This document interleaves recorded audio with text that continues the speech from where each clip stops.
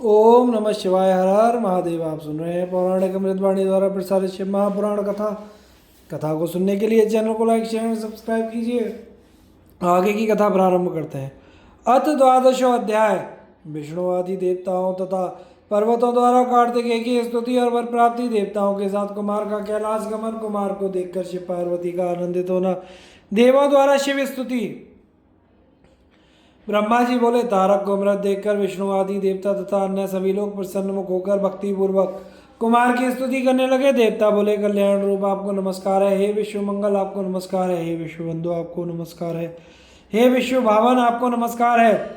बड़े बड़े दैत्यों का वध करने वाले, बाणासुर के प्राण का हरण करने वाले, प्रलंबासुर का वध करने वाले, हे देव आपको नमस्कार है। हे शंकर पुत्र आप पवित्र रूप को बार बार नमस्कार है। हे अग्निदेव के पुत्र आप ही इस जगत के कर्ता भर्ता तथा हर्ता हैं। आप हम लोगों पर प्रसन्न हो। यह लोक बिंब आपका ही प्रपंच है। हे शंभु पुत्र हे दीन बंधो आप प्रसन्न होइए। हे देव रक्षक हे स्वामी हे प्रभु हम लोगों की सर्वदा रक्षा कीजिए। हे देवताओं के प्राण की रक्षा करने वाले हे करुणाकर प्रसन्न होइए। हे विभो हे परमेश्वर आपने परिवार युक्त तारकासुर का वध कर सभी देवताओं को विपदाओं से मुक्त कर दिया। ब्रह्मा जी बोले, हे मुने इस प्रकार विष्णु आदि देवताओं ने उन कुमार की स्तुति की। तब उन्होंने सभी देवताओं को क्रमशः नवीन नवीन वर दिए। इसके बाद उन शिवपुत्र ने स्तुति करते हुए पर्वतों को देखकर अत्यंत प्रसन्न होकर उन्हें वर देते हुए कहा। स्कंद बोले, तुम सभी पर्वत तपस्वियों कर्मकांड करने वालों तथा ज्ञानियों से सदा पूजित तथा सेवित रहोगे। हे पर्वतों मेरे वचन से तुम लोग शिव के विशिष्ट रूप तथा उनके लिंग रूप से प्रतिष्ठित रहोगे, इसमें संदेह नहीं है।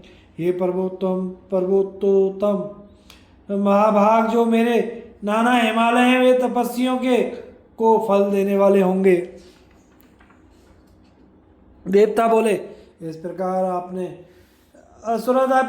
असुराधिपति तारकासुर का वध कर तथा वर देकर चराचर सहित हम सभी को सुखी किया है। अब आप अपने माता पिता पार्वती तथा शिव के दर्शन करने के लिए प्रेम पूर्वक शिव जी के घर कैलाश के लिए प्रस्थान कीजिए।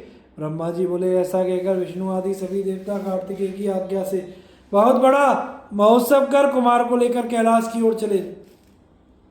सर्वव्यापक कार्तिकेय के कैलाश की ओर प्रस्थान करने पर महामंगल दिखाई पड़ने लगा और जय जयकार का शब्द होने लगा। वे कुमार संपूर्ण रिद्धियों से युक्त सभी ओर से अलंकृत मनोहर तथा सर्वोपरि विराजमान विमान पर चढ़े। हे मुने मैं अति प्रसन्न मैं और विष्णु बड़ी सावधानी से प्रेम पूर्वक उनके ऊपर चामर डुलाने लगे और इंद्र आदि सभी देवता चारों ओर से प्रीति पूर्वक कुमार की यथायोग्य सेवा करते हुए चलने लगे। इस प्रकार वे सभी शिव जी के लिए जय जयकार का शब्द उच्चारण करते हुए मंगल ध्वनि पूर्वक बड़े आनंद के साथ कैलाश पर्वत पर पहुंचे। विष्णु आदि सभी लोग वहां शिव का दर्शन कर शीघ्रता से उन्हें भक्तिपूर्वक प्रणाम कर हाथ जोड़कर उनके सम्मुख सिर झुकाए खड़े हो गए। विनीत आत्मा कुमार ने भी विमान से उतरकर सिंहासन पर विराजमान पार्वती को तथा शिव को प्रसन्नता पूर्वक प्रणाम किया। हे नारद तब अपने प्राण प्रिय उस पुत्र को देखकर वे दोनों दंपति शिव पार्वती बहुत प्रसन्न हुए। महाप्रभु ने उन्हें उठाकर गोद में बिठाया, उनका प्रसन्नता पूर्वक सिर सूंघाया और स्नेह पूर्वक हाथ से उनका स्पर्श किया। शिव जी ने अत्यधिक आनंद विभोर हो तारकासुर के शत्रु उन महाप्रभु का मुख चूमा। इसी प्रकार पार्वती ने भी उनको उठाकर गोद में ले लिया, उनका माथा सूंघकर मुखमंडल चूमा। हे तात नारद इस समय लौकिक आचार करते हुए उन पति पत्नी शिव पार्वती को महान आनंद हुआ। उस समय शिव जी के घर में अनेक प्रकार के महान उत्सव होने लगे। चारों ओर जय जयकार एवं नमः शब्द होने लगा। उसके बाद हे मुने वे विष्णु आदि सभी देवता एवं मुनिगण प्रसन्नता पूर्वक शिव जी को प्रणाम कर उनकी स्तुति करने लगे। देवता बोले, हे देव हे महादेव हे भक्तों को अभय प्रदान करने वाले आपको नमस्कार है। हे महेश्वर आप हम लोगों पर कृपा कीजिए। हे महादेव हे शंकर हे दीन बंधो हे महाप्रभु आपकी लीला अद्भुत है तथा सभी सज्जनों को सुख देने वाली है। हे प्रभु हम मूर्ख बुद्धि तथा अज्ञानी लोग पूजन में आपके सनातन आवाहन को तथा आपकी अद्भुत गति को नहीं जानते हैं। गंगा जल को धारण करने वाले सबके आधार गुण स्वरूप आप देवेश्वर को नमस्कार है। आप शंकर को बारंबार नमस्कार है। आप ऋषभ ध्वज महेश्वर गणाधिपति को नमस्कार है। आप सर्वेश्वर एवं त्रिलोकपति देव को नमस्कार है। हे नाथ, हे देवेश, सभी लोगों का संहार करने वाले, सृष्टिकर्ता, पोषण करने वाले त्रिगुणेश तथा शाश्वत आपको नमस्कार है। निस्संग परमेश्वर शिव परमात्मा, निष्प्रपंच शुद्ध परम अव्यय, हाथ में दंड धारण करने वाले, काल स्वरूप हाथ में पाश धारण करने वाले आपको नमस्कार है। वेद मंत्रों में प्रधान तथा सैकड़ों जीव वाले आपको नमस्कार है। हे परमेश्वर, भूत भविष्य वर्तमान तीनों काल तथा स्थावर जंगात्मक जो भी है वह सर्वथा आपके विग्रह से उत्पन्न हुआ है। हे स्वामी, हे भगवान, हे प्रभु, हम लोगों पर प्रसन्न होइए और सर्वदा हम लोगों की रक्षा कीजिए। हे परमेश्वर, हम लोग सभी प्रकार से आपके शरणागत हैं। शितिकंठ रुद्र एवं स्वाहाकार रूप वाले आपको नमस्कार है। निराकार साकार एवं विश्व रूप वाले आपको नमस्कार है। शिव नीलकंठ, अंग में सदा चिता की भस्म धारण करने वाले नील शिखंड एवं श्रीकंठ आपको बार बार नमस्कार है।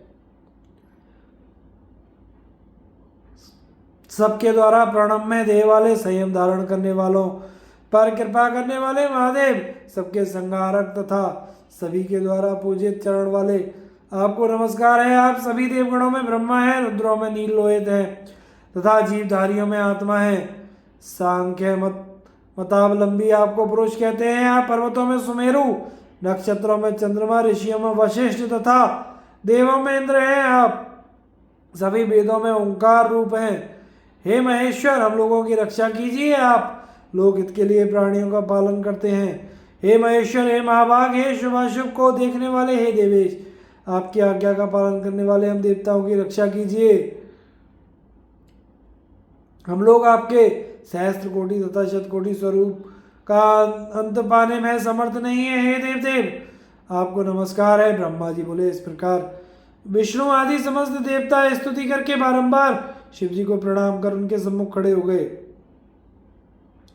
देवगणों की स्तुति सुनकर सर्वेश्वर स्वराट दयालु शिव प्रसन्न हो गए और हंसने लगे। इसके बाद प्रसन्न होकर वे दीन बंधु परमेश्वर, सत्पुरुषों को गति देने वाले भगवान शंकर, विष्णु आदि देवताओं से कहने लगे।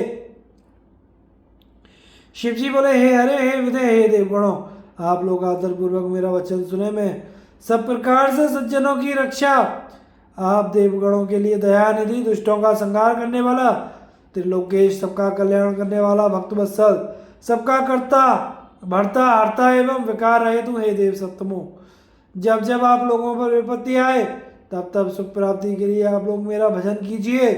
ब्रह्मा जी बोले, हे मुने, उसके बाद मुनीश्वरों सहित विष्णु आदि देवता शिव जी की आज्ञा लेकर पार्वती, परमेश्वर एवं कुमार को प्रणाम कर प्रसन्न होकर पार्वती, शिव एवं कुमार के रम्य यश का वर्णन करते हुए परम आनंद को प्राप्त कर अपने अपने स्थान को चले गए। हे मुने, शिव जी भी अपने गणों कुमार, कार्तिक एवं पार्वती के साथ प्रीति पूर्वक आनंदित होकर उस पर्वत पर निवास करने लगे। हे मुने, इस प्रकार मैंने कुमार, कार्तिक का तथा शिव जी का संपूर्ण चरित्र जो सुख प्रदान करने वाला तथा दिव्य है आप लोगों से कह दिया। इस प्रकार श्री शिव महापुराण के अंतर्गत तृतीय रुद्र संहिता के चतुर्थ कुमार खंड में स्वामी कार्तिक चरित गर्भित शिवाशिव चरित वर्णन नामक 12वां अध्याय पूर्ण हुआ। अथ त्रयोदशो अध्याय गणेशोत्पत्ति का आख्यान। पार्वती का अपने पुत्र गणेश को अपने द्वार पर नियुक्त करना। शिव और गणेश का वार्तालाप।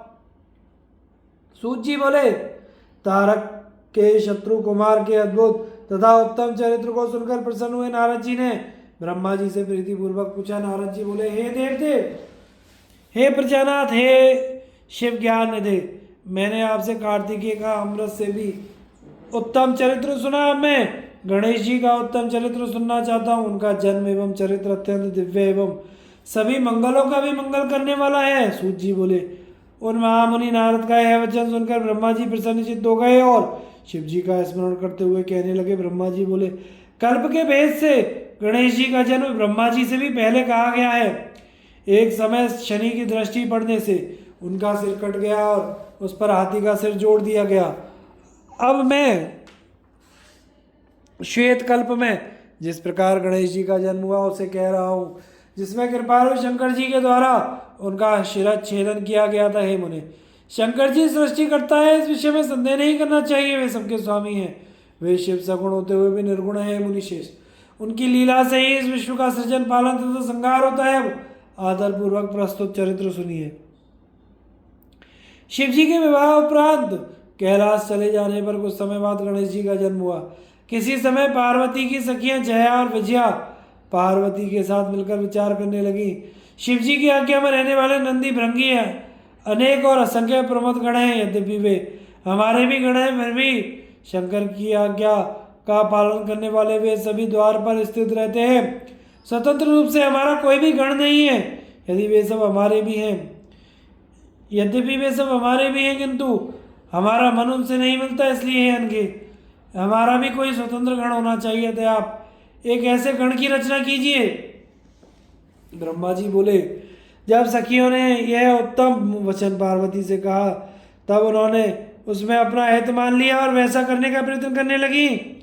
इसके बाद किसी समय जब पार्वती स्नान कर रही थी, उसी समय द्वार पर बैठे नंदी को डांटकर शंकर जी भीतर चले गए। शिव जी को असमय आता हुआ देखकर स्नान करती हुई वे सुंदरी जगदम्बा लज्जित होकर उठ गई। उस समय अत्यंत कौतुक से युक्त पार्वती को सखियों द्वारा कहा गया वह वचन अत्यंत हितकारी और सुखदायक प्रतीत हुआ। इसके बाद कुछ समय बीतने पर परमाया परमेश्वरी पार्वती ने मन में विचार किया कि मेरा कोई भी एक ऐसा सेवक होना चाहिए जो श्रेष्ठ तथा योग्य हो और मेरी आज्ञा के बिना रेखा मात्र भी इधर से उधर विचलित ना हो। इस प्रकार विचार कर उन देवी ने अपने शरीर के मैल से सर्व लक्षण संपन्न, शरीर के सभी अवयवों से सर्वथा निर्दोष, समस्त सुंदर अंगों वाले, विशाल सर्व शोभा संपन्न एवं महाबली तथा पराक्रमी पुरुष का निर्माण किया। पार्वती ने उसे नाना प्रकार के अस्त्र, अनेक प्रकार के अलंकार तथा अनेक उत्तम आशीर्वाद देकर कहा, तुम मेरे पुत्र हो, तुम ही मेरे हो और यहाँ कोई दूसरा मेरा नहीं है। इस प्रकार कहे जाने पर उस पुरुष ने पार्वती को नमस्कार कहा। गणेश जी बोले, आपका क्या कार्य है? मैं आपके द्वारा आदिष्ट कार्य को पूरा करूंगा। तब उनके द्वारा इस प्रकार कहे जाने पर पार्वती ने पुत्र से कहा। शिवा बोली, हे तात मेरे वचन सुनो, तुम आज मेरे द्वारपाल बनो, तुम मेरे पुत्र हो, केवल तुम ही मेरे हो, तुम्हारे अतिरिक्त यहाँ को मेरा कोई और नहीं है। हे सतपुत्र, मेरी आज्ञा के बिना कोई भी मेरे घर के भीतर किसी प्रकार के हट से भी ना जाने पाए। हे तात, यह मैं तुमसे सत्य कह दिया। ब्रह्मा जी बोले, हे मुने, पार्वती ने इस प्रकार कहकर एक अत्यंत दृढ़ लाठी उसे दी और उस बालक के सुंदर रूप को देखकर वे हर्षित हो गई। उन्होंने प्रेम से उस पुत्र का मुख चूमकर उसका आलिंगन करके हाथ में लाठी लिए उस गणेश को अपने द्वार पर नियुक्त कर दिया। हे तात, इस प्रकार वह महावीर देवी पुत्र गण पार्वती माता की रक्षा के लिए हाथ में लाठी लिए हुए द्वार पर पहरा देने लगा। एक समय अपने पुत्र उन गणेश्वर को द्वार पर नियुक्त कर वे पार्वती सखियों के साथ स्नान करने लगी। हे मुनिशेष, इसी समय पर कौतुकी तथा अनेक प्रकार की लीलाएं करने में प्रवीण शिव जी भी द्वार पर आ पहुंचे। तब गणेश ने उन शिव जी को बिना पहचाने कहा, हे देव, इस समय माता की आज्ञा के बिना आप भीतर नहीं जा सकते। माता जी स्नान कर रही हैं, कहाँ चले जा रहे हैं? इस समय यहाँ से चले जाइए। इस प्रकार कहकर गणेश ने उन्हें रोकने के लिए अपनी लाठी उठा ली। यह देखकर शिव जी बोले, हे मूर्ख, तुम किसे मना कर रहे हो दुर्बुद्धे? तुम मुझे नहीं जानते, मैं शिव हूँ, कोई दूसरा नहीं। इस पर गणेश ने लाठी से शिव पर प्रहार किया था। बहुत लीला करने वाले शिव जी ने कुपित होकर पुत्र से कहा, हे बालक, तुम मूर्ख हो, तुम मुझे नहीं जानते, मैं पार्वती का पति शिव हूँ। हे बालक, मैं तो अपने ही घर जा रहा हूँ, तुम मुझे मना क्यों करते हो? ब्रह्मा जी बोले, हे विप्र, ऐसा कहकर घर में प्रवेश करते हुए उन शंकर जी पर गणनायक गणेश ने क्रोध करते हुए पुनः डंडे से प्रहार किया। तब अत्यंत कुपित हुए शिव जी ने अपने गणों को आज्ञा दी, हे गणों, देखो ये कौन है और यहाँ क्या कर रहा है। ऐसा कहकर लोकाचार में तत्पर रहने वाले तथा अनेक अद्भुत लीलाएं करने वाले शिव जी महाक्रोध में भरकर घर के बाहर ही स्थित रहे। इस प्रकार श्री शिव महापुराण के अंतर्गत द्वितीय रुद्र संहिता के चतुर्थ कुमार खंड में गणेशोत्पत्ति वर्णन नामक 13वां अध्याय पूर्ण हुआ। अथ चतुर्दशो अध्याय द्वार रक्षक गणेश तथा शिवगणों में परस्पर विवाद ब्रह्मा जी बोले। तब उन गणों ने क्रुद्ध होकर शिव जी की आज्ञा से वहां जाकर उन द्वारपाल गिरजापुत्र से पूछा। शिवगण बोले, तुम कौन हो, कहाँ से आए हो, यहाँ क्या करना चाहते हो? यदि जीना चाहते हो तो शीघ्र यहाँ से चले जाओ। ब्रह्मा जी बोले। उनका यह वचन सुनकर हाथ में लाठी लिए हुए गिरजापुत्र ने निडर होकर उन द्वार रक्षकों से कहा। गणेश जी बोले, आप लोग कौन हैं और कहाँ से आए हैं? आप लोग तो बहुत सुंदर हैं, शीघ्र ही यहाँ से दूर हो जाइए। विरोध करने के लिए यहाँ क्यों स्थित है? ब्रह्मा जी बोले। इस प्रकार उनके वचन सुनकर शिव जी के सहित महावीर गणों ने आश्चर्यचकित होकर परस्पर हास्य करके कहा। शिव जी के उन पार्षदों ने आपस में बातें करके कुपित मन होकर उन द्वारपाल गणेश जी से कहा। शिवगण बोले, सुनिए, हम सब शिव के श्रेष्ठ गण ही यहाँ के द्वारपाल हैं। हम उन विभु शंकर की आज्ञा से तुम्हें यहाँ से हटाने के लिए आए हैं। तुम को भी एक गण समझकर हम तुम्हारा वध नहीं करते, अन्यथा तुम मार दिए गए होते। तुम स्वयं यहाँ से हट जाओ, क्यों मरना चाहते हो? ब्रह्मा जी बोले। इस प्रकार कहे जाने पर भी गिरजापुत्र निर्भय गणेश शंकर गणों को बहुत फटकार कर द्वार से नहीं हटे। तब वहां के उन संपूर्ण शिवगणों ने भी गणेश जी का वचन सुनकर शिव जी के पास जाकर उस वृत्तांत को निवेदित किया। हे मुने, तब अद्भुत लीला करने वाले महेश्वर उस वचन को सुनकर अपने गणों को डांटकर लौकिक गति का आश्रय लेकर कहने लगे। महेश्वर बोले, हे गणों, यह कौन है जो शत्रु के समान इतनी उच्छृंखल होकर बातें कर रहा है? यह असद बुद्धि क्या करेगा? यह निश्चय ही अपनी मृत्यु चाहता है। इस नवीन द्वारपाल को शीघ्र यहाँ से द्वार दूर करो। तुम लोग कायरों की भांति खड़े होकर उसका समाचार मुझसे क्यों कह रहे हो? अद्भुत लीला करने वाले शंकर के ऐसा कहने पर उन गणों ने पुनः वहीं आकर उस द्वारपाल गणेश से कहा। शिवगण बोले, हे द्वारपाल, तुम कौन हो और किसके द्वारा नियुक्त होकर यहाँ पर स्थित हो? तुमको हम लोगों की कोई परवाह नहीं है? यहाँ रहकर कैसे जीना चाहते हो? द्वारपाल तो हम लोग हैं, तुम किस प्रकार अपने को द्वारपाल कहते हो? शेर के आसन पर बैठकर सियार किस प्रकार अपने कल्याण की इच्छा कर सकता है? हे मूर्ख, तुम तभी तक गर्जना कर रहे हो जब तक तुम शिवगणों के पराक्रम का अनुभव नहीं कर लेते हो। अभी जब तुम अनुभव कर लोगे तब धराशायी हो जाओगे। तब उनके द्वारा कहे गए इस वचन को सुनकर गणेश जी दोनों हाथों में लाठी लेकर ऐसा बोलने वाले उन गणों को मारने लगे। तदनंतर शिवपुत्र गणेश ने निडर होकर शंकर के महावीर गणों को घुड़क कर कहा। पार्वती पुत्र बोले, जाओ जाओ, यहाँ से दूर चले जाओ, अन्यथा मैं तुम लोगों को प्रचंड पराक्रम दिखाऊंगा जिससे तुम लोग उपहासास्पद हो जाओगे। तब उन गिरजापुत्र की यह बात सुनकर शंकर के वे गण आपस में कहने लगे। शिवगण बोले, अब हमें क्या करना चाहिए, कहाँ जाना चाहिए? कहने पर भी यह हमारी बात नहीं मानता। हम लोग तो मर्यादा की रक्षा करते हैं, इसने ऐसी बात किस प्रकार कही? ब्रह्मा जी बोले। तब शिव के सभी गणों ने कैलाश से एक कोस दूरी पर स्थित शंकर जी से जाकर वह सब कहा। तब हाथ में त्रिशूल धारण किए हुए उग्र बुद्धि परमेश्वर शिव जी ने हंसकर वीर मानी अपने उन गणों से कहा। शिव जी बोले, हे गणों, तुम लोग कायर हो, वीर नहीं। मेरे सामने तुम लोग ऐसा कहने के योग्य नहीं हो। डांटे जाने पर वह पुनः क्या कह सकता है? तुम लोग जाओ और उस पर प्रहार करो, चाहे वह कोई क्यों ना हो। मैं तुम लोगों से अधिक क्या कहूँ? चाहे जैसे अभी हो उसे वहां से हटाओ। ब्रह्मा जी बोले, हे मुनीश्वर, जब महेश्वर ने अपने श्रेष्ठ गणों को इस प्रकार फटकारा तब वे गण पुनः वहां गए और बोले। शिवगण बोले, अरे बालक, सुनो, तुम हठपूर्वक क्यों व्यर्थ बकवास करते हो? अब तुम यहाँ से दूर चले जाओ, अन्यथा तुम्हारी मृत्यु हो जाएगी। ब्रह्मा जी बोले, शिव की आज्ञाकारी उन गणों का निश्चय पूर्वक वचन सुनकर मैं क्या करूं, यह सोचकर पार्वती पुत्र गणेश जी बहुत दुखी हुए। इस बीच द्वार पर गणों तथा गणेश का कलह सुनकर पार्वती ने अपनी सखी से कहा, देखो द्वार पर किस प्रकार का कलह हो रहा है। सखी ने वहां आकर सारा वृत्तांत जान लिया और क्षण मात्र में ही सब कुछ देखकर जो कुछ भी घटित हुआ वह जाकर यथार्थ रूप से पार्वती के आगे वर्णन किया। सखी बोली, हे महेश्वरी, हमारा गण जो द्वार पर स्थित है उसको शिव जी के वीरगण निश्चित रूप से धमका रहे हैं। शिव तथा उनके वे सभी गण बिना अफसर के घर में जबरदस्ती कैसे प्रवेश कर सकते हैं?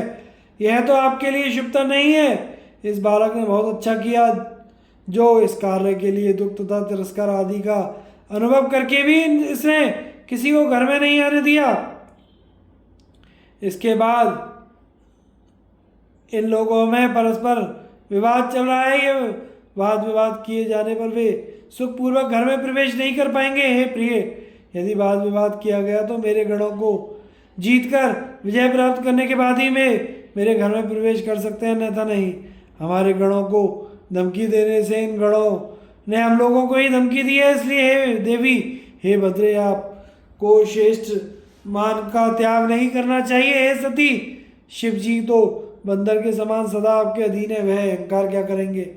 अवश्य ही वे आपके अनुकूल हो जाएंगे। ब्रह्मा जी बोले, आश्चर्य है कि वे सती पार्वती शिवेच्छा से क्षण भर वहां रुक गई और वे मानिनी होकर अपने मन में कहने लगी। शिवा बोली, अहो, यह बड़े आश्चर्य की बात है कि शिव के गण क्षण मात्र भी नहीं रुक सके। इस प्रकार प्रवेश का हठ उन लोगों ने कैसे ठान लिया? अब इस निमित्त उनसे विनय अथवा अन्य उपाय करना उचित प्रतीत नहीं होता। जो होना होगा वही होगा। मैंने जो कर दिया उसे अन्यथा कैसे कर सकती हूँ? ऐसा कहकर प्रिया पार्वती ने अपनी सखी को वहां भेजा। वह सखी आकर पार्वती पुत्र गणेश से प्रिया पार्वती द्वारा कही गई बात कहने लगी। सखी बोली, हे भद्र, तुमने बहुत अच्छा किया। ये लोग अब हठपूर्वक घर में प्रवेश ना करें। तुम्हारे सामने ये गण क्या है जो कि तुम्हारे जैसे गण को जीत लें? करने योग्य अथवा ना करने योग्य जो भी कर्तव्य हो तुम उसे अवश्य करना। जो एक बार जीत जाएगा वह फिर वैर नहीं करेगा। ब्रह्मा जी बोले, उस सखी के द्वारा कहे गए माता के वचन को सुनकर गणेश्वर को परम आनंद, बल तथा महान उत्साह प्राप्त हुआ। उन्होंने अच्छी तरह से कमर कस ली और पगड़ी बांधकर उरु तथा जंघा पर ताल ठोकते हुए निडर होकर सभी गणों से प्रसन्नता पूर्वक यह वचन कहा। गणेश जी बोले, मैं पार्वती का पुत्र हूँ, तुम लोग शिव के गण हो, दोनों ही समान है, अपने अपने कर्तव्य का पालन करें। क्या आप लोग ही द्वारपाल रह सकते हैं? मैं द्वारपाल नहीं रह सकता। यदि आप लोग शिव के द्वार पर स्थित हैं तो निश्चित रूप से मैं भी यहाँ स्थित हूँ। जब आप लोग यहाँ स्थित रहिएगा तब आप लोग शिव की आज्ञा का पालन कीजिएगा। इस समय तो यहाँ मैं पार्वती की आज्ञा का पालन कर रहा हूँ। हे वीरों, यह सत्य है, मैंने उचित निर्णय लिया है। इसलिए हे शिवगणों, आप लोग मेरा वचन आदर पूर्वक सुन लें। हट से अथवा विनय से आप लोगों को घर के भीतर नहीं जाना चाहिए। ब्रह्मा जी बोले, गणेश्वर द्वारा इस प्रकार कहे गए वे सभी शिवगण लज्जित होकर शिव के पास गए और उन्हें प्रणाम करके आगे खड़े हो गए। खड़े होकर उन लोगों ने वह सारा अद्भुत वृत्तांत शिव जी से निवेदन किया। इसके बाद फिर हाथ जोड़कर सिर झुकाए हुए वे शिव जी की स्तुति करने लगे।